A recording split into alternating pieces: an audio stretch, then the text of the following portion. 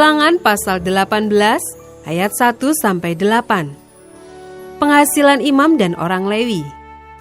Imam-imam orang Lewi, seluruh suku Lewi, janganlah mendapat bagian milik pusaka bersama-sama orang Israel dari korban api-apian kepada Tuhan, dan apa yang menjadi miliknya harus mereka mendapat rezeki. Janganlah ia mempunyai milik pusaka di tengah-tengah saudara-saudaranya. Tuhanlah milik pusakanya, seperti yang dijanjikannya kepadanya. Inilah hak imam terhadap kaum awam, terhadap mereka yang mempersembahkan korban sembelihan, baik lembu maupun domba. Kepada imam haruslah diberikan paha depan, kedua rahang dan perut besar. Hasil pertama dari gandummu, dari anggurmu dan minyakmu, dan bulu guntingan pertama dari dombamu, haruslah kau berikan kepadanya. Sebab dialah yang dipilih oleh Tuhan Allahmu dari segala sukumu, supaya ia senantiasa melayani Tuhan dan menyelenggarakan kebaktian demi namanya, ia dan anak-anaknya. Apabila seorang Lewi datang dari tempat manapun di Israel, di mana ia tinggal sebagai pendatang, dan dengan sepenuh hati masuk ke tempat yang akan dipilih Tuhan, dan menyelenggarakan kebaktian demi nama Tuhan Allahnya sama seperti semua saudaranya, orang-orang Lewi yang melayani Tuhan di sana, maka haruslah mereka mendapat rezeki yang sama, dengan tidak terhitung apa yang ia peroleh dengan menjual harta nenek moyangnya.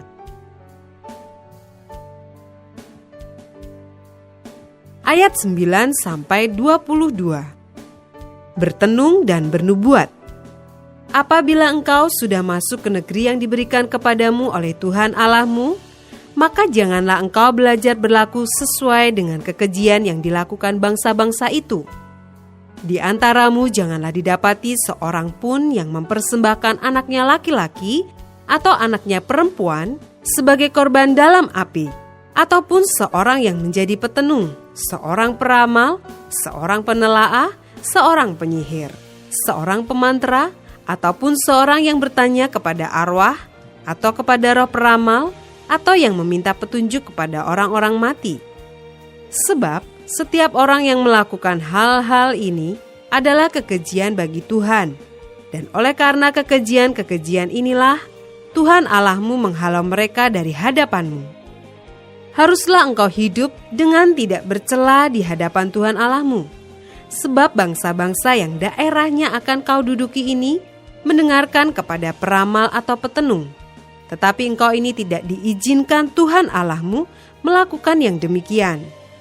Seorang nabi dari tengah-tengahmu, dari antara saudara-saudaramu, sama seperti aku, akan dibangkitkan bagimu oleh Tuhan Allahmu. Dialah yang harus kamu dengarkan. Tepat seperti yang kamu minta dahulu kepada Tuhan Allahmu di Gunung Horeb pada hari perkumpulan dengan berkata, "Tidak mau aku mendengar lagi suara Tuhan Allahku, dan api yang besar ini tidak mau aku melihatnya lagi, supaya jangan aku mati." Lalu berkatalah Tuhan kepadaku, "Apa yang dikatakan mereka itu baik. Seorang nabi akan kubangkitkan bagi mereka dari antara saudara mereka, seperti engkau ini. Aku akan menaruh firmanku dalam mulutnya, dan ia akan mengatakan kepada mereka segala yang kuperintahkan kepadanya. Orang yang tidak mendengarkan segala firmanku yang akan diucapkan nabi itu demi namaku, daripadanya akan kutuntut pertanggungjawaban. Tetapi seorang nabi yang terlalu berani untuk mengucapkan demi namaku perkataan yang tidak kuperintahkan untuk dikatakan olehnya, atau yang berkata demi nama Allah lain, nabi itu harus mati. Jika sekiranya kamu berkata dalam hatimu, bagaimanakah kami mengetahui perkataan yang tidak difirmankan Tuhan?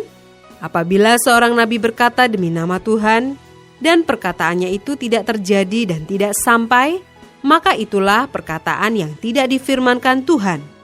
Dengan terlalu berani, nabi itu telah mengatakannya, maka janganlah gentar kepadanya.